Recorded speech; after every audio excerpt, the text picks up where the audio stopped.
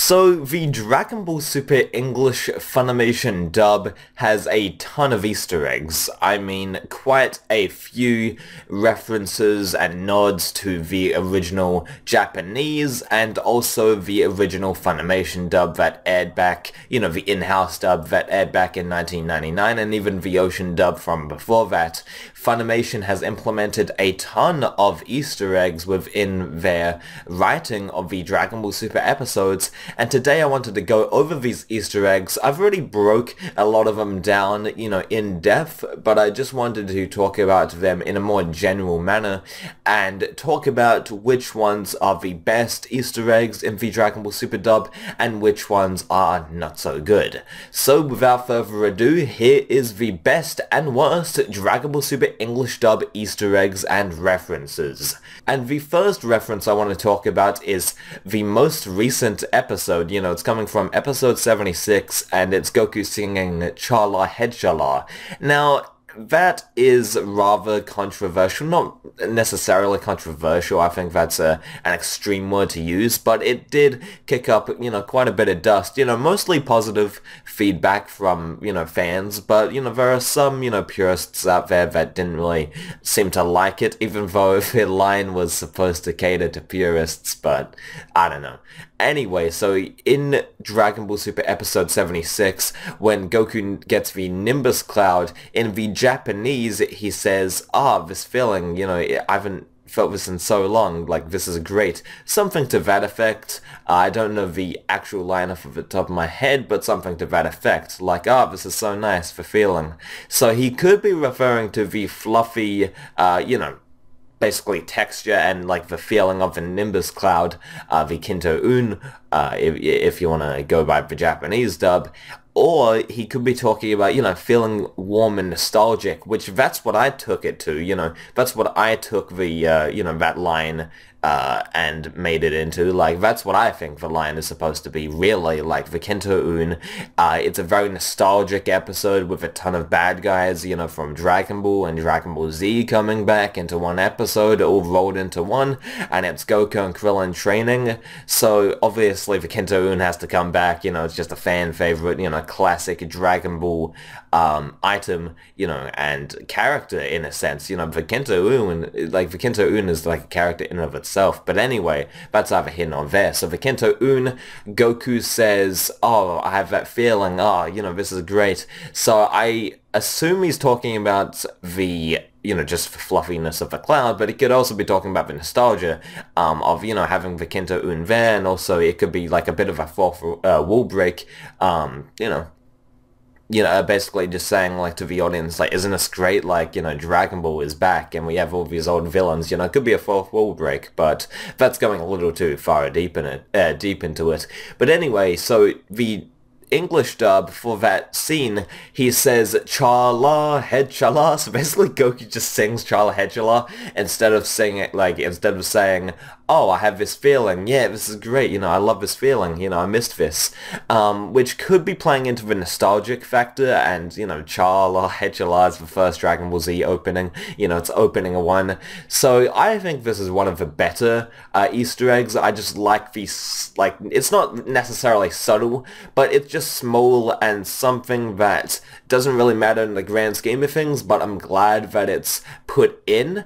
And I just liked that scene. It was just, a warm, nostalgic scene, and that's what the original scene, in my opinion at least, in the Japanese was trying to convey, this sort of warm feeling that Goku gets when the Kinto-un, comes. And, they, basically Goku goes on the Kinto. It could be just, it's fluffy, but that's how I interpret it, so that falls right in line, with Chala Headchala, Goku singing it.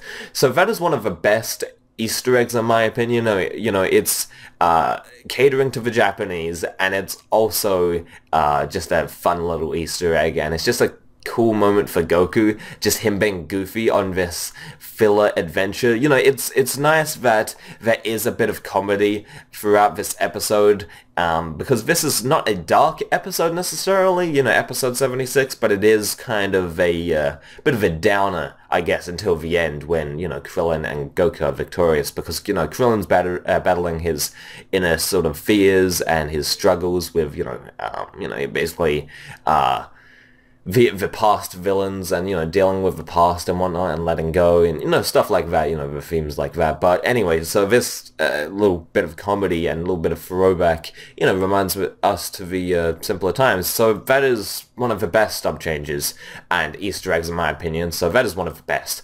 The other best is quite low-key, not necessarily low-key, but like you won't pick up on it unless like you know the context. So, and that is basically Brian Drummond as Copy Vegeta. This is like awesome.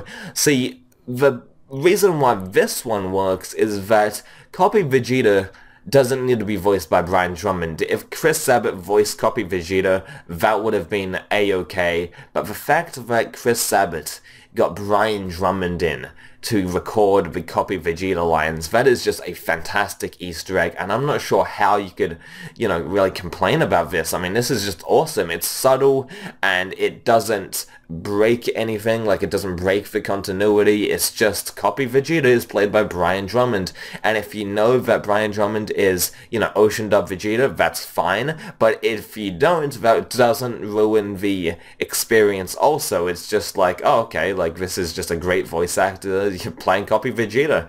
So it's a win-win. Like, you don't need to, you know, unlike the Chala Hechala one, which is still a good Easter egg, unlike that, you don't need to know the context, but if you do, it's just a little kick. You know, you go, like, you know, you feel, oh, this is awesome. Like, you know, Brian Drummond is voicing Copy Vegeta, this is awesome.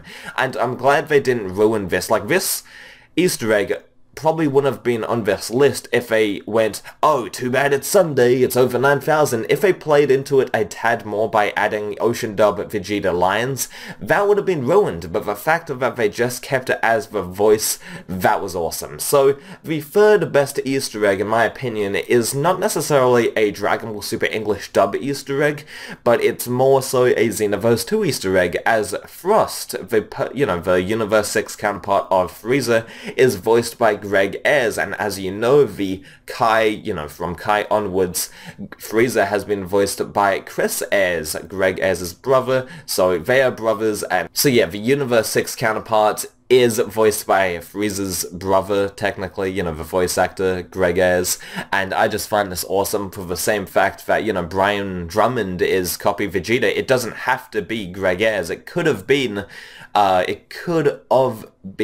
easily Chris Ayres, but they chose to get Greg in, and he had a little moment, and his voice for Frost is great. He just sounds like a prick. I'm not saying Greg Ayres is a prick, I'm sure he's a lovely guy, but like, Frost, the character, is a little, like, slimy prick, and he just, like, he's a snake, essentially, and he just, you know, weaves under, you know, Frieza is blatantly evil, Frost kind of hides it and works in the shadows, you know, and he's kind of a snake that way, and Greg Ayres, he performs that role perfectly. So yeah, that's one of the best Easter eggs, and, you know, let's go on to the worst Easter eggs of the Dragon Ball Super English dub, and I only have one on the list, maybe two, if you want to count it. So my worst Dragon Ball Super English dub Easter egg is, you've heard me say it time and time again, Super Saiyan Please or Super Saiyan Please is just atrocious. Like, it's not even a joke. Like, I was talking to Cal and Ninja some time ago, you know, a few months ago, you know, Cal from Cal's Kingdom and Mr. Ninja Star 75.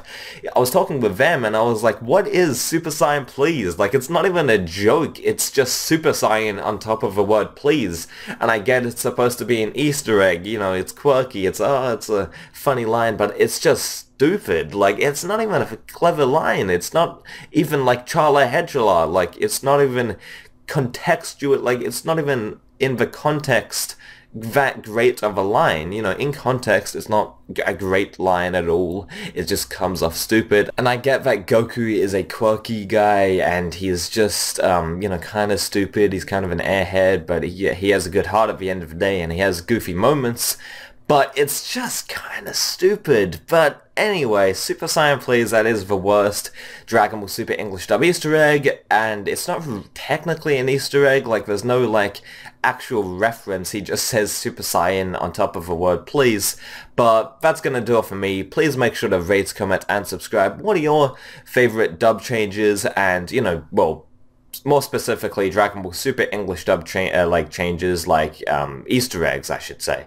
But, you know, like, HFIL or Copy Vegeta? Like, what are some of your favorite Easter eggs? Let me know in the comments. I'm very curious on what you have to say.